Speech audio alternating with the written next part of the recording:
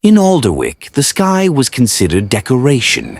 It hung above the village like a painted ceiling, predictable, distant, and entirely unimportant. People glanced at it only to guess the weather or complain about it. Nothing more. Soren had always found that strange, because to him the sky didn't feel empty. It felt patient. He lay in the tall grass just beyond the last cottage, hands folded beneath his head, eyes fixed on the endless stretch of darkness above. Crickets hummed softly around him, and somewhere far off, a dog barked once and fell silent again. The village behind him slept, but Soren didn't. He rarely did, not when the sky felt like it was waiting, still staring at nothing. The voice startled him, not because it was loud, but because it broke something delicate in the quiet. Soren didn't look away from the stars. "It's not nothing," he said. Footsteps approached through the grass. Elin, the baker's daughter, dropped down beside him with a soft huff. "It's always nothing," she replied. "Same stars, same sky, same everything." "Not the same," Soren said. "You've been saying that since we were 10. And I've been right since we were 10. She laughed softly, shaking her head. "You're impossible." For a while they lay in silence. Elin eventually rolled onto her side, watching him instead of the sky. "You're going to leave one day, aren't you?" she asked. Soren didn't answer right away, because the truth was, he didn't know.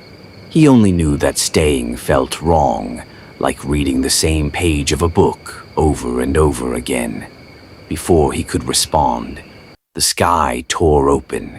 It wasn't like the shooting stars he had seen before. Those were quick, fleeting, easy to miss. This one lingered, a streak of molten gold carving slowly across the darkness, trailing light that refused to fade. Elin gasped, sitting up. "What is that?" Soren was already on his feet. "That," he said, breathless, "is not normal." The light didn't disappear. It fell, not straight down, but curved, deliberate, as though guided. And then it vanished beyond the distant ridge, beyond the wall.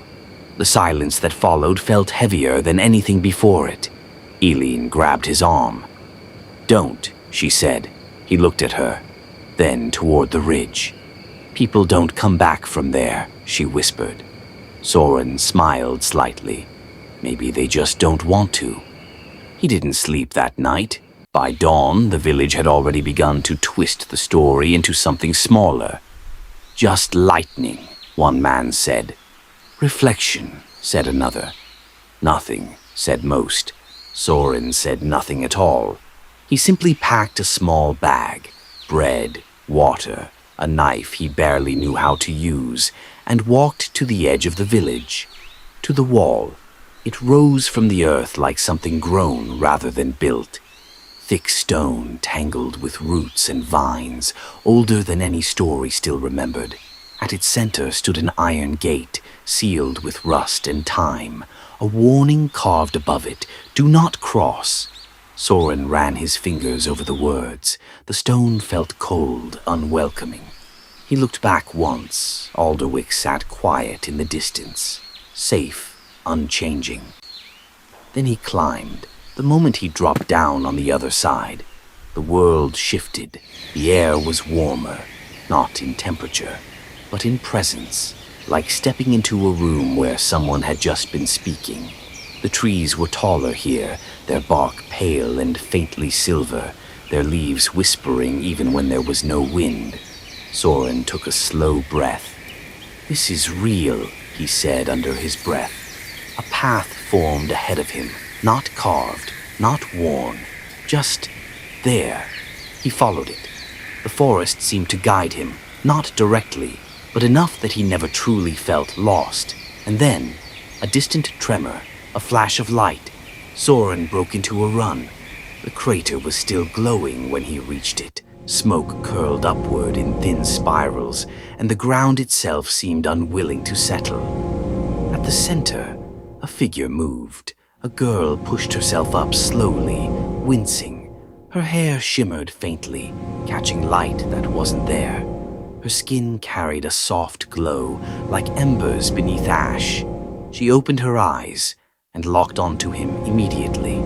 "Don't touch me," she said. Soren stopped mid-step. "I wasn't—" "Yes, you were." He hesitated, then said the only thing that made sense. "You fell from the sky." She stared at him, then sighed. "Yes." A beat passed. "You're a star," Soren added. She closed her eyes briefly as though bracing herself. "Of course I am. That should have sounded impossible, but it didn't. Not here." "I'm Soren," he said. "I didn't ask." He almost laughed. She tried to stand, failed, then tried again. "You shouldn't be here," she said. "Neither should you," he replied. "For the first time." She smiled, just slightly. "Fair," she said. Then her expression changed, sharpened. "You really don't know, do you?" "Know what?" She looked past him into the trees, that they felt me fall. The forest went silent. Soren turned slowly. 3 figures stepped into view, and the story truly began.